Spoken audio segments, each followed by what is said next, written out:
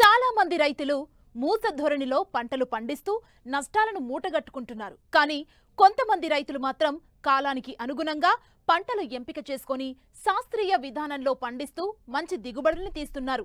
ఈ కోవకు చెందిన రైతే తిప్పారపు రాజు. వరంగల్ జిల్లాకు చెందిన ఈ రైతు 5 ఏళ్లుగా మినికిట్ దశలో ఉన్న నూతన వరి రకాల్ని సేకరించి వాటిని సాగు చేస్తూ వచ్చిన దిగుబడిని విత్తనంగా అమ్ముతూ మంచి లాభాలు ఆర్జిస్తున్నారు.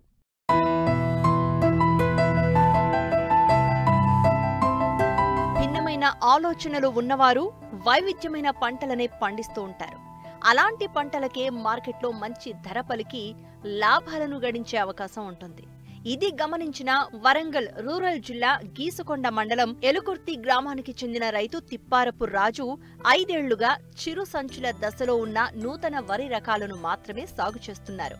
ముఖ్యంగా తెలుగు రాష్ట్రాల్లో ఉన్న వరి పరిశోధనా కేంద్రాల్లో శాస్త్రవేత్తలు రూపొందించిన పలు రకాలను మినీకిట్ దశలోనే సేకరించి ప్రయోగాత్మకంగా తన వ్యవసాయ భూమిలో కొద్దిపాటి విస్తీర్ణంలో సాగు చేసి విత్తన ఉత్పత్తి చేస్తున్నారు. వచ్చిన దిగుబడిని రైతులకు విత్తనంగా అమ్ముతూ అధిక లాభాలను ఆర్జిస్తున్నారు.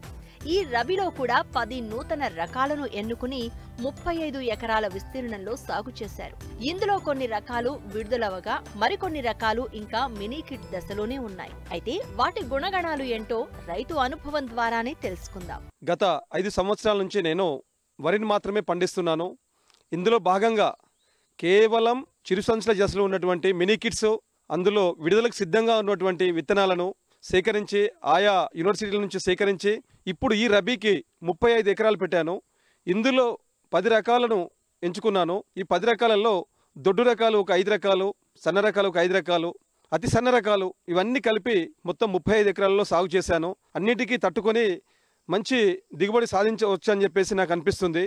దొడ్డు రకాలకు వచ్చేసి జేజీఎల్ 28639, ఇది 125 రోజుల పంటకాలం, 3 అడుగుల ఎత్తు పెరిగి 1010 పోల్ని గింజ మొత్తం పాలు పోసుకొని కనీసానికి ఎకరానికి మనకు 32 క్వింటాల వరకు కూడా దిగుబడి వస్తుందని చెప్పేసి నేను అనుకుంటున్నాను. ఇంకొకటి మనకు వచ్చేసి 12 MTU 1293, ఈ రకం వచ్చేసి మనకు 125 రోజుల పంటకాలం.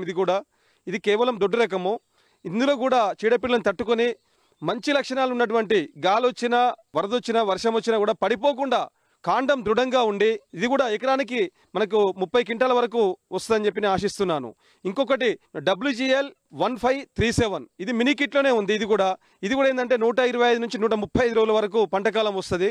ఇది కూడా ఏంటంటే 1010 గింజను పోల్ని ఉండి మంచి దిగుబడిని వస్తుంది. చీడపీడలను కూడా తట్టుకుంటుంది కొంతవరకు, ఎలాంటి సమస్యలు కూడా లేవు. ఇది కూడా మనకు 28 నుంచి 30 క్వింటాల వరకు దిగుబడి వస్తుందని చెప్పేసి నేను అనుకుంటున్నాను. ఇంకొకటి WGL 1246, ఇది మధ్యస్థ సన్నం. ఇదేంటంటే బీపీటీని పోలి గింజ ఉండి మంచి ప్రాచుర్యం పొందుతుంది.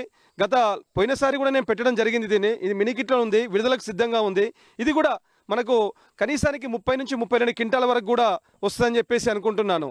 మనకు గొలుసు కట్టు కూడా ఒక్కొక్క గొలుసుకు కనీసానికి 300 నుంచి 350 వరకు కూడా గింజలు ఉన్నాయి. ఇంకొకటి ఏంటంటే మనకు RNR 31479, ఇది అతి సన్న రకం. ఏంటంటే మనకు జై శ్రీరామ్ సిగ్మెంట్తోని ఇది తయారు చేయడం జరిగింది. ఎకరాకు ఒక 2-3 క్వింటాలు తగ్గొచ్చు. కానీ కుకింగ్ క్వాలిటీ, అన్నం నాణ్యత చాలా బాగుంటుంది. మిల్లర్స్ కూడా ఎలాంటి మనకు ఇబ్బంది లేకుండా చాలా డిమాండ్గా మనం అమ్ముకోవచ్చు రైతులు. తర్వాత KNM కూనారం వాళ్ళది 12510, ఇది మనకు అతి సన్న రకం. ఇది కూడా జై శ్రీరామ్ సిగ్మెంట్తో ఉన్నటువంటి సన్న రకము. ఇది కేవలం ఏంటంటే మనకు 135 రోజుల పంటకాలం వస్తుంది. వర్షాకాలానికి రబీకి రెండింటికి అనుకూలమైనటువంటి విత్తనము. ఇది కూడా మనకు 28 నుంచి 30 క్వింటాల వరకు కూడా దిగుబడి సామర్థ్యం ఉంది. ఇంకొకటి KNMలోనే ఇంకొకటి ఏంటంటే 7715 కూనారం వాళ్ళది. ఇది కూడా మినీ కిట్లోనే ఉంది. ఇది కూడా వచ్చేసి మనకు సన్న రకం, అతి సన్న రకం.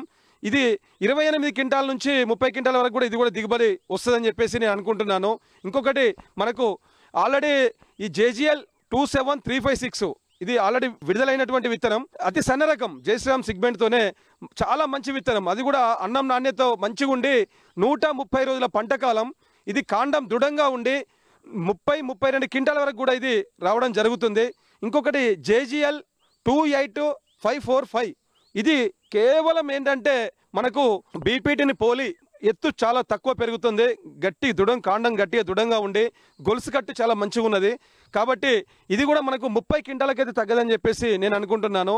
1293 అనేది అది చౌడును తట్టుకునేటువంటి విత్తనం. దొడ్డు రకాలలో చౌడు భూములకు మంచి మాటేరు వాళ్ళు తీశారు. అది ఏంటంటే ఎలాంటి చౌడు భూమిలో కూడా మనకు 30 నుంచి 32 క్వింటాలు కూడా వస్తూ ఉన్నది. రైతు రాజు అందరిలాగా నాట్లు వేశామా కోత కోసామా అనే ధోరణిని కాకుండా నిరంతరం పర్యవేక్షణ చేస్తూ ఉంటారు. ఎప్పటికప్పుడు శాస్త్రవేత్తల సలహాలు సూచనలను పాటిస్తూ సాగులో ముందుకు సాగుతున్నారు. సమయానికి అనుకూలంగా ఎరువులు వేస్తూనే చీడపీడల నివారణకు ముందస్తు జాగ్రత్తలు తీసుకోవడం వలన మంచి దిగుబడులను తీస్తున్నారు. యాజమాన్య పద్ధతులకి విషయానికి వస్తే నేను కేవలం నాటు వేసేటప్పుడు DAP, పొటాషు, యూరియా 3 కలిపి ఒకసారి ఫస్ట్ దప్పా ఇస్తా. ఆ తర్వాత 20 రోజులకు మళ్ళీ గ్రాన్యువల్స్ గోళీలున్నాయి. మళ్ళీ ఏంటంటే దానికి మనకు ఒకసారి పురుగు మందు కొట్టేస్తా. యూరియా కలిపి చల్లి మళ్ళీ ఒకసారి పురుగు మందు స్ప్రే చేస్తాం. మధ్యలో మనకేందంటే కాండం తొలుచు పురుగు అంటే ఇప్పుడు ఏంటంటే మనకు మొగి పురుగు అనేది చాలా సాధారణంగా అయిపోయింది. ఈ యొక్క మొగి పురుగు ఏంటంటే 25 రోజుల నుంచి మనకు చిరుపొట్ట దశలో ఉన్నటువంటి టైంలో చాలా బాగా ఆశిస్తుంది. కావున రైతులు ఏంటంటే ఈ యొక్క సమయంలో గ్రాన్యువల్స్ కానీ 3G కానీ లేకపోతే పురుగు మందులు కానీ ఒక 2 సార్లు కనుక స్ప్రే చేసుకున్నట్టు ఏది ఉంటే మనకు చాలా వరకు ఈ మొగి పురుగు అవకాశం అనేది కూడా దానికి అవకాశం లేకుండా చేయొచ్చు. ఇంకో విషయానికి వస్తే ఈ చిరుపొట్టకు వచ్చినప్పుడు మాత్రం కంపల్సరీగా ట్రైసైక్లోజన్ ఒకటి మనకు టిల్ట్ కానీ ఈ 2 కలిపి నేను స్ప్రే చేయడం జరిగింది. ఈసారి ఏంటంటే కొద్దిగా నీటి ఎద్దడి చాలా ఇబ్బందిగా ఉంది. అయినా కూడా ఇలాంటి విత్తనాలు ఏంటంటే ఆరుతడితోని అంటే వరుసతలలాగా పెట్టినా కూడా ఎలాంటి ఇబ్బంది లేదు. కాబట్టి ఏంటంటే రైతులు సాధారణంగా ఏంటంటే మినికిట్ దశలో ఉన్నటువంటి కొద్ది మొత్తంలో పెట్టుకొని వాళ్ళే మళ్ళీ విత్తనోత్పత్తి చేసుకొని మంచి మళ్ళీ పెద్ద మొత్తంలో పెట్టుకొని వాళ్ళు కూడా లాభపడాలని చెప్పేసి అనుకుంటున్నాను. కాకపోతే ఏంటంటే వరి విషయానికి వస్తే ఇప్పుడు ప్రతి ఒక్క రైతు కూడా ఏంటంటే వరిని ఇప్పుడు పెట్టి మనం పండించాలంటే ప్రతి ఒక్కరు భయపడుతున్నారు. ఎందుకంటే పెట్టుబడులు ఎక్కువ, లాభాలేమో తక్కువ. 2200కు 2000కు అమ్ముకుంటే వరికి ఏ రైతుకు కానీ గిట్టుబాటు ధర అనేది కావట్లేదు. ఎందుకంటే ఖర్చులు పెరిగిపోతున్నాయి, ఆదాయం తగ్గుతుంది. రాష్ట్ర కేంద్ర ప్రభుత్వాలు కూడా వీటిని దృష్టిలో పెట్టుకొని రైతులకు ఏంటంటే సరైన గిట్టుబాటు ధర కనీసానికి ఒక 3000 రూపాయల వరకు వడ్లను తీసుకుంటే రైతుకు ఒక గిట్టుబాటు ధర మంచిగా కల్పించి ఉంటే ప్రతి ఒక్క రైతు కూడా సంతోషంగా వరిని పండిస్తాడు.